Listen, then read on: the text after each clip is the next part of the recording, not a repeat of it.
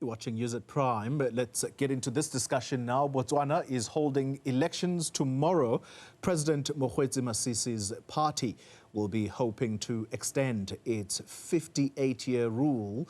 The Southern African country goes into the polls as it faces high unemployment, especially among young people. Let's speak now to the Sunday Standard business editor, Victor Baatweng. Victor, good evening to you and thank you for your time. Let's start with the main contenders to this election. President Mokgweetsi Masisi is one contender. Who's the other? The other three are Duma Boko of the Umbrella for Democratic Change. Then there's also Dumelang Salesando of Botswana Congress Party and Rajira Atil of Botswana Patriotic Front, which is a splitter party of the ruling BDP. The Botswana Patriotic Front, the understanding there is that, as you say, it is a splinter from the governing party of Botswana. This was formed back in 2019 with the help of the former president, Ian Khama, who lived in South Africa for the past 3 years, but he has since returned to your country. How would you describe the competition between the governing party and specifically the Botswana Patriotic Front?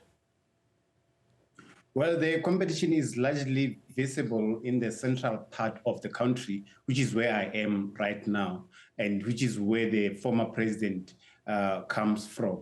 It's the central part of the country is where even the first president was coming from. He comes from a village called Seruwe. So the impact largely comes from the fact that the tribe which the former president and his father comes from, they had other so-called minor tribes under them. So they have quite a large population that subscribe or that affiliate with the Bahamangwato. So that's how huge the tribe is. So the competition was seen in 2019, a few months when BPF was just a baby. They were able to get 3 constituencies in the central part of the country. Now they are competing in over 30 constituencies across the country, not just in the central. So it would be interesting to see how it performs both in the central but also elsewhere, particularly in the region where the incumbent president comes from, and particularly in the southern part of the country. It would be interesting to see if the BPF would actually get some numbers there or even turn things around in other parts of the country. How much sway is the BPF likely to have, given what we are reading, which is reports suggesting that he has already, this is former President Ian Khama, he's already started campaigning on behalf of this new baby, as you put it. How much following does the party have versus the governing party? I think the BPF would be able to retain 3 of their constituencies in Seruwe, but they have a chance to add 2 or 3 more constituencies elsewhere, because like I said, they are dominant in the central part of the country, and Seruwe is just part of that central part of the country. So in other parts of the country, like in the southern part, BPF is not as huge, but they may harm the BDP in the sense that they are a splitter party. So they would possibly either work in favor of the opposition, even if they don't win the constituency they are contesting in. I think the role that BPF is actually looking forward to play is that of a kingmaker, more like what MK did in South Africa. And although they are not part of the GNU now, but we see the impact they did in South Africa. That's basically what BPF is possibly looking to do. But this side, the difference is that they are looking to be keymakers and possibly be part of a new government, should they be a hang parliament or a coalition government. The strong contender here, and this is a party we are told might, and I'm using those words very carefully, might likely unseat the ruling Botswana Democratic Party. It's the Umbrella for Democratic Change, led by Duma Boko. How strong is that party, is it likely to give President Masisi sleepless nights? Well, the strength of the UDC, as they call it here, comes from the brand they built since 2012. They've been a coalition since 2012.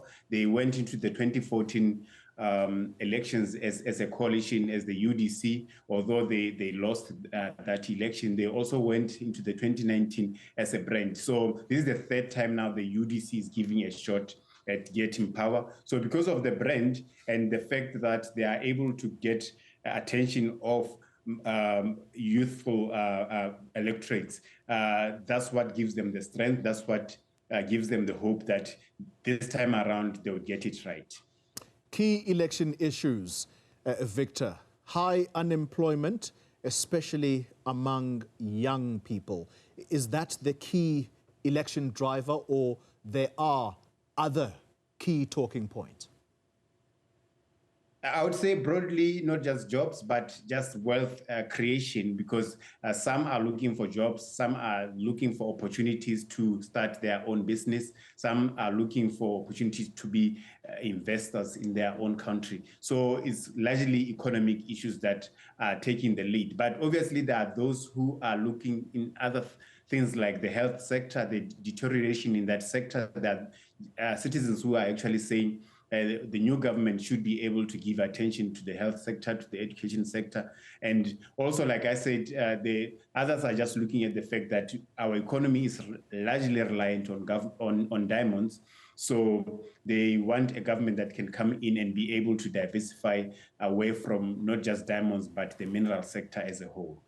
Finally, some will likely see this election as a review, a litmus test of how well or badly President Masisi's first term has been. Is he likely to retain the seat and therefore get a second term? How likely is that? Well, if it happens that President Masisi loses power tomorrow, he will be the first BDP president to be a one-term, which is what actually former President Ian Khama has predicted. He has said that he believes that Masisi deserves a one-term, he should go. But in fact, even some years ago, he jokingly at the funeral of former President Hailemariam Desalegn, at the time they were still in the same party, he jokingly said to the current President Masisi to say he should be careful not to be a one-term president. And that's what he hopes, that whatever the joke he passed when they were still buddies would now come to fruition as of tomorrow. What was the source of the fallout between the two, President Khama and Masisi? Well, the two men give two of their stories. The incumbent president believes that, like a few days ago, he was in a tourism town called Maun, where he said part of the reason why the Khama family or the family of the former president is fighting him is because he has been disturbing, or he was attempting to disturb their investments in the tourism sector. But when you talk to former President Ian Khama, he will tell you that he was denied certain privileges as per the former President Privileges Act.